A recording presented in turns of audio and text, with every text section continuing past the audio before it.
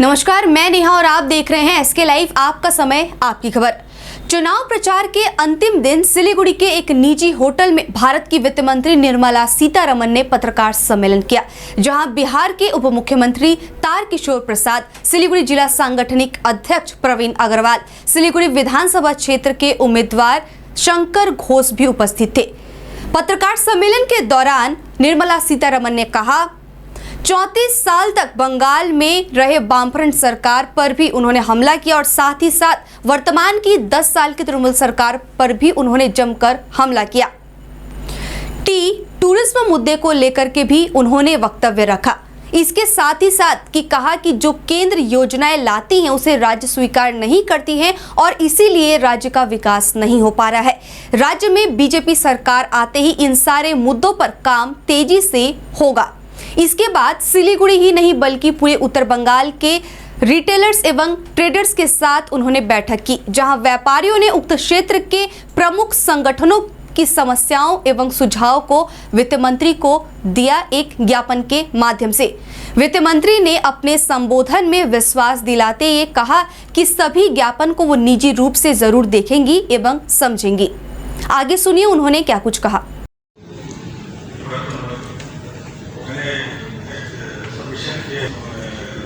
इससे भी आपका नंबर गया है, तो इस बार जीएसटी की जो प्रॉब्लम है सभी की है, ट्रांसपोर्ट की सबसे ज़्यादा हो रही है। हमारी जैसे मेन प्रॉब्लम है, गाड़ी जैसे कोई अटकती है, कोई भी अगर टैक्स ऑफिसर के तो पूरी गाड़ी सीज कर देते हैं। थोड़ा सा चेंज करना चाहिए। जैसे पहले जो बैठ में था जो mall I would like to bring your point notice that most of our members are engaged in the state government, wherein the state government provides us wheat and we convert it into fortified atta, and which is supplied to TDS beneficiaries under NFSA scheme. The crushing charges provided us by the state government is exempted under GST, and various notifications have been issued regarding the same. And the state finance minister Sri Amit Mitra has also written a letter to you regarding the same. But recently the GST officials at Delhi have been harassing the floor dealers and they are mentally pressurizing them to voluntarily pay GST charges 18% rate. Though it is exempted under GST, due to the harassment of the GST officials, the floor dealers are compelled to pay 18% rate so that they can run their business smoothly.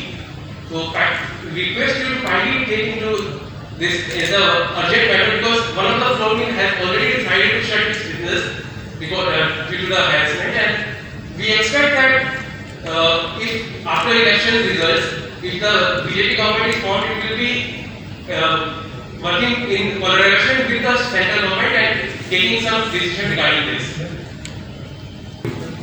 It is our great pleasure that we have received our finance minister. Now the question is that GST has already been covered almost. One thing is that whenever we have think about the new version of implementation of the further GST new version, kindly be careful to ask or to represent from the small associations and the middle provide करना चाहिए. Third point is that कि north Bengal को अगर आप लोग free trade zone, not only the north Bengal, north eastern region, Sikkim and north Bengal को लेकर अगर फ्री ट्रेड जोन डिक्लेयर किया जाए तो यहाँ पे बहुत सारे आपके मन में express highways already linking with the foreign countries, तो यहाँ पे काफ़ी हम लोग का डेवलपमेंट हो सकता है, ग्रोथ हो सकता है और इन्वेस्टर, फॉरेन इन्वेस्टर भी यहाँ पे आ सकते हैं। बस इस तीन क्वेश्चन है।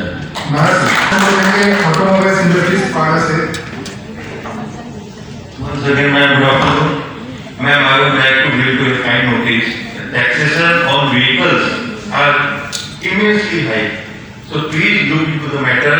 From motorcycle to car, it's ranging from 28% to whooping of 50% plus.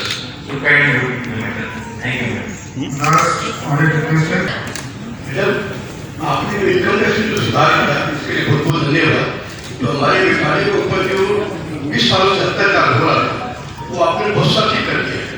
Second आपसे रिक्वेस्ट है, हमारे बंगाल में बहुत से घोषणाएं आपसे रिक्वेस्ट 100% यूटिलिटी का बेनिफिट मिले, जिससे कि इस एरिया में बहुत से गाँव सुधरने होती है और हम लोग पैसा के अभाव में सुधर नहीं पाते हैं, इसको अपना करने की मैडम आपका सेलिब्रिटी धरती पे बहुत बहुत स्वागत है। मैडम कोरोना के टाइम में पाकिस्तान इंडस्ट्रीज की तुलना में टूरिज्म सेक्टर बहुत ज्यादा मार आया है, इससे जॉब लॉसेस भी काफी हुई है और बहुत लोगों के बिजनेस भी शट डाउन हुए हैं। मेरा आपसे यही दरख्वास्त है कि आप मिनिस्ट्री ऑफ टूरिज्म और फाइनेंस मिनिस्ट्री दोनों मिलकर टूरिज्म सेक्टर को बूस्ट करने के लिए बहुत जल्दी कोई स्टेप लेके आइए, क्योंकि टूरिज्म आने वाले समय में अगर ऐसा ही रहा तो खत्म हो जाएगी। तो इंडिया एक टूरिज्म बेस्ड कंट्री भी है, बहुत अच्छी टूरिज्म की जगह है इंडिया में, लेकिन हम आज के दौरान पे उसका बिजनेस नहीं कर पाते। आपकी मदद चाहिए ma'am, please thank you. Memorandum is with us. We have to- Madam, I'd like to submit to you that we ask for exemption on TCS because there is a lot of complications. What is the reason behind it? It is already negative. So I'd like to submit it. Please do get something. That's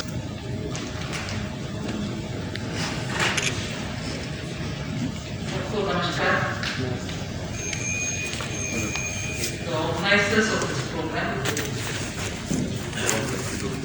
Deputy Minister of Bihar, is also the Finance Minister. The candidate was here till while ago.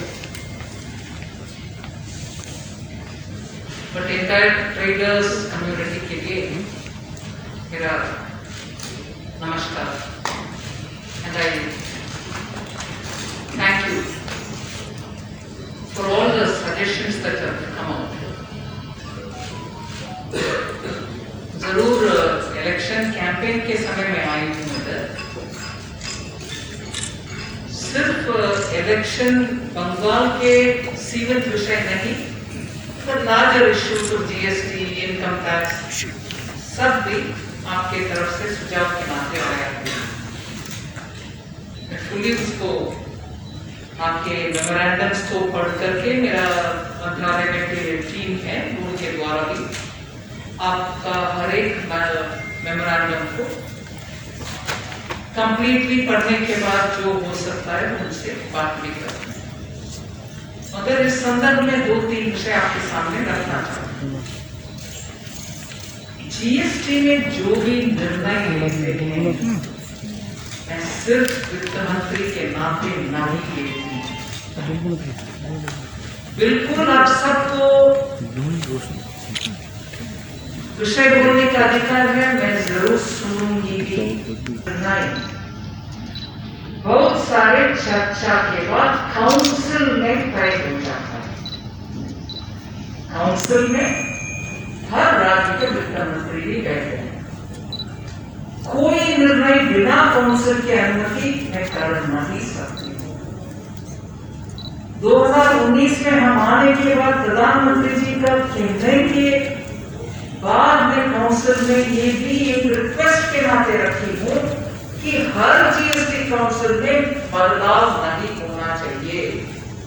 साल में एक बार निर्णय करो, 10, 15, 20, 50, 100 विषय में परिवर्तन करो, increase करो, डिक्रीज करो, कुछ भी करो, मगर साल में एक बार करो, जिससे सरकार को भी मालूम होगा कि कितना आमदनी आने वाले हैं, कितना नहीं आने वाले हैं, कितना हम फोरगो करना है और उसमें से कितना हिस्सा स्टेट्स को जाएगा। ये सब अगर दोनों राज्य सरकार और केंद्र सरकार को स्पष्ट हो सकता है तो हमारी प्लानिंग भी अच्छा हो सकता है। ऐसे ही टैक्स पेयर जो जीएसटी भरता है, बिजनेस वाले, उनको भी आने वाले पूरे 12 महीने के लिए क्या मेरा ऊपर लगेगा टैक्स, ये स्पष्ट उनको भी समझ में आना चाहिए। नहीं तो हर 3 महीना कुछ ना कुछ बदलाव करते रहो, बिजनेस करना दिक्कत हो जाएगा, क्योंकि आपको समझ में नहीं आएगा आपकी कैलकुलेशन कैसे रखना है। ये पूरे काउंसिल में बोला और काउंसिल भी उसके तहत समझा बात को और एग्री भी किए कि हम अगर चेंजेस देना है तो साल में एक ही बार करेंगे। ये तो जरूर काउंसिल में ऑलरेडी मन बन चुके हैं कि बदलाव बार बार करना नहीं है। दूसरा, सुझाव मैं सुनती हूँ, सुझाव मेरा कमेटी, ट्रीटमेंट कमेटी हो, लीगल कमेटी हो, सब देखते हैं। उसके बाद काउंसिल में क्या, काउंसिल में चर्चा करते हैं। एक आध स्टेट्स मानते नहीं या दूसरे स्टेट्स मानते हैं या कोई कुछ चेंज करना चाहते हैं, वो सब यूजर राइट होते हैं। ज्यादातर आज फेडरल स्ट्रक्चर के विषय में हम मन में रखना चाहिए कि परिवर्तन का सुझाव, चाहे कितने भी सोने जैसे सुझाव हो, अच्छा सा सुझाव हो, फिर भी बार बार केंद्र सरकार के द्वारा सुझाव जब पहुंचता है काउंसिल में, ये भी चर्चा का विषय हो जाता है कि हम भी हैं राज्य में, हमें भी मालूम है, हमारे यहाँ कोई नहीं आया, आप क्या नया विषय ले आए, ये भी होता है। सो मैं आपसे इस संदर्भ में, मैं सुनना नहीं चाहती विषय नहीं, मैं सुनना चाहती हूँ बिल्कुल, मगर कम से कम जिन राज्यों में आप लोग हैं, आप जैसे ट्रेडर बाकी राज्यों में हैं, हर राज्य में आपके वित्त मंत्री, राज्य का वित्त मंत्री, जैसे हमारे डिप्टी चीफ मिनिस्टर विभाग है, वित्त मंत्री जी भी हैं, वो तुरंत उस विषय को पकड़ करके उनकी तरफ से जब काउंसिल में बैठते हैं, विषय हाँ भरते हैं या विषय उठाते हैं, पहले बार बोलते हैं कि काउंसिल के साथ बात करो इसके ऊपर, हमारे राज्य में मांग आया है ट्रेडर से। सो मैं आपसे ये रिक्वेस्ट करूं कि सिर्फ केंद्र मंत्रालय में वित्त मंत्री के पास या कोई और के पास बार बार बोल करके अच्छे हो बुरा हो सिर्फ हम नहीं है अकेला, राज्यों में राज्य मंत्रीगण के साथ भी बात करिए, विषय उठाइए, वो भी काउंसिल में आकर के विषय बोलने के लिए बोलिए। 2019 से लगातार जीएसटी के विषय में मैं खुद आप सबसे भी सुन रही हूं और पूरे देश को भी हूं 19 में, आपको याद होगा। पूरे मंत्रालय की टीम, सीबीडीटी की टीम, सीबीआईसी की टीम मेरे साथ थे सुनने के लिए। फिर एकदम जीएसटी का कैपेसिटी के ऊपर चर्चा आया, मैं इंफोसिस के चीफ नंदन नीलेकरी को बुला करके काउंसिल में बिठाया कि बोलो भैया आपके सिस्टम इसके क्यों इतना सक्षम नहीं है, उसके कैपेसिटी नहीं है कि एकदम कोलैप्स हो रहा है या तो कुछ हो रही। वो उस काम में बैठे थे उस समय फरवरी 2020 में, कोरोना से पहले, अगर तब भी हमें थोड़ा मन में संकोच था कि कोरोना की वजह से कुछ उनके खरीद में हार्डवेयर खरीदने में दिक्कत आएगा, समय लगेगा वगैरह। ऐसे हम हर जीएसटी का विषय में जो जो संबंधित है उन सबको बुला करके इसको सिंप्लीफाई करने के लिए लगातार कोशिश कर रहे हैं। आप स्टेट्स में भी बात करो। ये बात बोलने के समय एक उदाहरण जो भाई साहब ने कहा कि स्टेट गवर्नमेंट के द्वारा एक्सेप्शन हमें है, फिर भी जीएसटी जो 45 आटा करने वाले आगे ना, फिर भी स्टेट फिनांस मिनिस्टर भी लिखा है, फिर भी हमारे ऊपर मेरा कभी हो सकता है। Probably I am not able to understand this. State का फिनांस मिनिस्टर बदल रहे हैं, स्टेट का फिनांस मिनिस्टर एक्सेप्शन दे रहे हैं और सेंटर के अधिकारी स्टेट के वित्त मंत्री एक्सेप्शन देने के बाद वो आकर दबाव कर रहे हैं। आप कीजिए भैया, मैं शायद आपके बात समझ नहीं पा रही हूं, मैं आपके रिप्रेजेंटेशन को पढ़ लेती हूं। There cannot be any one finance minister providing an exception on a central GST. आप स्टेट का कुछ टैक्स के लिए वो एक्सेप्शन दे दिया तो ठीक है भाई। अगर स्टेट का टैक्स के लिए जीएसटी में या स्टेट का हिस्सा टैक्स में कुछ बदलाव बना दिया तो सेंटर से अधिकारी आपके ऊपर दबाव डाल नहीं सकते। इसीलिए मैं मान रही हूं, शायद अंडरस्टूड योर प्रॉब्लम, आपके रिप्रेजेंटेशन दे दीजिए, वी पढ़ लेते। मगर no one can, union finance minister और any states finance minister can give an exemption from a tax rate. 18 आपने वरना नहीं है 18%. There is a notification from the central government also and from the state. So that is more a practice or a particular group of officers who are imposing on you something which is not legitimate. That is an exception. I will definitely investigate into that. May investigate.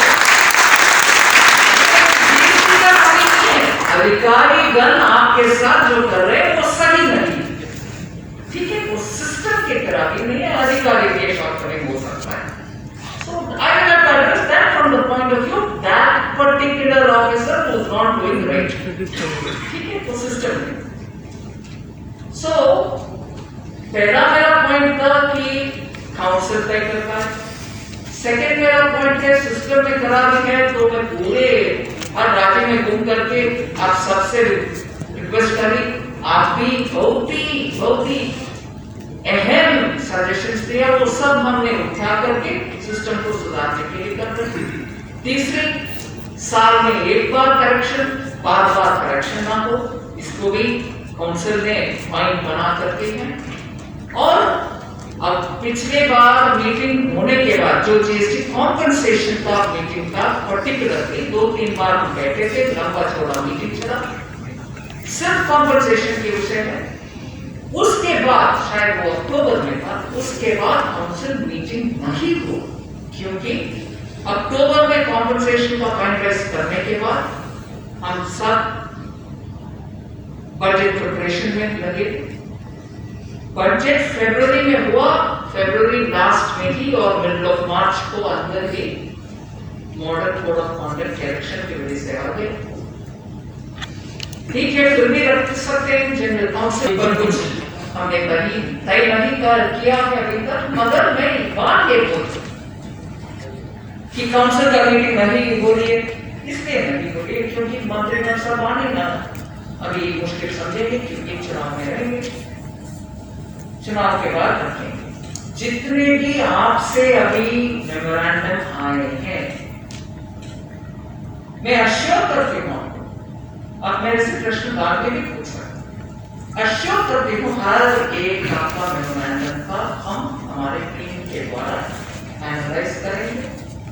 जितने भी विषय GST council में लेके जाना है हम जरूर लेके जाएंगे। और सिंप्लीफिकेशन के विषय में सिर्फ एक उदाहरण आपको मैं बोल रही हूँ, उसका मैं विषय वो कमोडिटी का उदाहरण मैं नहीं लूंगी क्योंकि तुरंत आपको मालूम होगा कि कौन सा स्टेट से आया है, वो नहीं होगा।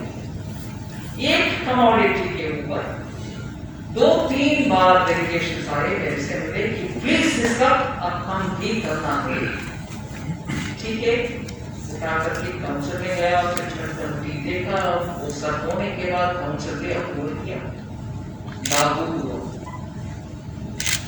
उस डिसीजन, उस एक डिसीजन के वजह से 3 महीने के बाद से 3-4 और डेलीगेशन आया कि ये आपने क्या कर दिया, इसकी वजह से हमें बहुत दिक्कत हो रही है। हम किसी को क्या, मगर हमें अभी इन्वर्टेड ड्यूटी का प्रॉब्लम आ गया है। इन्वर्टेड ड्यूटी का प्रॉब्लम आ गया मतलब हम उनको रिफंड भी देना पड़ेगा, हम तो दे रहे हैं क्योंकि एक सेक्शन आकर के हमसे रेट कम करने के लिए बोल दिया, हम भी मान लिया, इसलिए दूसरे को रिफंड ज्यादा हो रही है, वो भी हम कर रहे हैं। फिर भी ये लोग आकर के बोले अरे रिफंड दे रहे हो, ठीक है भैया, मगर ये इन्वर्टेड ड्यूटी का करेक्शन तो करो। मैं इसको क्यों आपके सामने, एक वर्ग चाहता है काम करो, उसका दूसरे वर्ग बोलता है काम करने की वजह से हमें तो उल्टा कर दे। रिस्पेक्ट करना जितना आवश्यक है उतना ही उसके आफ्टर इफेक्ट कोई और वर्ग को जब वो हिट होता है उनमें से भी आवाज एंड राइटली, क्योंकि वो खुद के वो भी करेंगे सो इस वर्ग का सेटिस्फैक्शन हम समझते हैं कि ठीक है, जीएसटी ने एक और प्रॉब्लम को सुलझा दिया। जब आप सुलझाते हैं इसे, नया प्रॉब्लम शुरू होता है। सो ओवरऑल लगता है कि जीएसटी में प्रॉब्लम ही प्रॉब्लम है। नहीं, एक तरफ हम कोशिश कर रहे हैं सेटिस्फाई करने के लिए, मगर नया भी जब प्रॉब्लम आता है उसको भी एड्रेस करने के लिए कोशिश करते हैं। सो steadily something or the other keeps happening. गलती नहीं। जब आप चेंज करते हैं, उसको सेटिस्फाई करने के लिए तुरंत 3-4 सेक्शन को जब डील करते हो, उसमें होलिस्टिक पिक्चर ना मिलने के कारण, हम मानने के कारण दूसरे का आवाज दोबारा मिलता है। हम अगर समय लेते हैं कि प्लीज 1 मिनट आपके रिक्वेस्ट आ गया है, उसका नतीजा क्या हो गया, उसके ऊपर थोड़ा हम अध्ययन करने के लिए बोलो, अध्ययन करने के लिए समय दो। लगता है क्या मंत्री जी, हम जाकर के मेमोरेंडम दिया, वो हमें फेवरेबली डिसीजन नहीं देते, अध्ययन करने में क्या फायदा? ठीक है, कोई फायदा नहीं है, हम मानते हो, मगर नया ग्रुप जब मेरे सामने आते हैं, वो पहला प्रश्न यही पूछते हैं जो भाई साहब उधर से बोले, अब जब एक टैक्स का चेंज करना है, हम जैसे छोटे लोग से चर्चा ना करते हुए ना करो। परफेक्ट पॉइंट है, आपसे चर्चा करते हैं, उसके लिए आप सिलीगुड़ी से डेढ़िया हो या मैं सिलीगुड़ी आती हूँ, बात करती हूँ, 3 महीना चले जाएगा, इस बीच में एक काउंसिल मीटिंग में हो जाएगा, मगर इधर के भाई साहब बोलेंगे क्या हो गया, इस जीएसटी काउंसिल में आपने मेरा सूची नहीं किया। अरे नहीं भैया, सिलीगुड़ी में सिलीगुड़ी क्या कंसल्टेशन क्या है, मैं तो बोल गया। अगर वो सिलीगुड़ी का बात को निचोड़ दूं, तो भाई साहब अगले मीटिंग में बोलेंगे हमें कंसल्ट किया। सो मैं long and short of what I want to convey, this is where GST affects all of us. If it's good, it affects all of us. If it's got a problem, it affects all of us. So it has its own pluses and minuses. We will have to take everybody on board, सबसे consult करके ही करना पड़ेगा, और इसमें सुझाव आपको perfect लगना natural है, मगर उसका कोलैटरल डैमेज किसी और के ऊपर होता है तो वो भी अफेक्टेड पार्टी होते हैं।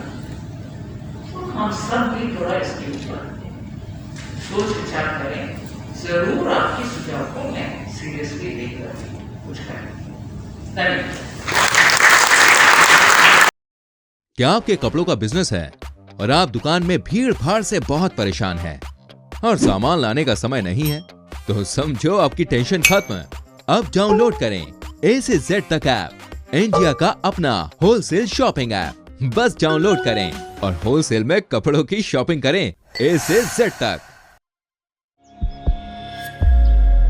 Are you dreaming to wake up under the calming Turkish skies? Make it a reality and bring home the Turkish collection from Royal Oak. Just a click away. International furniture, unbeatable price. Visit a Royal Oak store today. 50 से 70% कम कीमतों पर orchid building opposite वेघा circle, 2.5 mile, Sevoke road, Siliguri. अब वक्त आ गया है अपने सपनों को एक नई पहचान देने का। अवेलेबल कंप्यूटर ट्रेनिंग सेंटर आपके लिए लेके आए हैं डिप्लोमा एंड कोर्सेज जैसे English speaking course, software application, financial accounting, Tally, Java, HTML, DTP, C++, Python जैसे बहुत से कोर्सेज एंड डिप्लोमा। और आपको मिलेगा hologram sealed certificate government of West Bengal undertaking, जो आपके हर सपने को देगा एक नई उड़ान। Webel computer training centre opposite Siliguri college, गेट नंबर 2, कॉलेज पाड़ा, सिलीगुड़ी। जैविक राज्य सिक्किमको अनुपम उपहार सञ्जीवनी, विश्वकै पहिलो कीटनाशक औषधि जसको एकै स्प्रेले भ्याक्सिन सरह काम गर्छ र फसलमा लाग्ने विभिन्न भाइरस ब्याक्टेरिया र फंगसबाट हुने समस्त रोगहरू साथै पातको रस चुस्ने किराहरू समेत नियन्त्रण गर्छ, जो रासायनिक कीटनाशक भन्दा अझै किफायती र प्रभावकारी छ। फसल कुनै होस्, रोग कुनै पनि होस्, एकपल्ट अवश्य प्रयोग गर्नुहोस्, सोचे भन्दा बढी लाभ पाउनुहुनेछ। सञ्जीवनी फसलको सुरक्षा कवच, किसानहरूको निम्ति वरदान।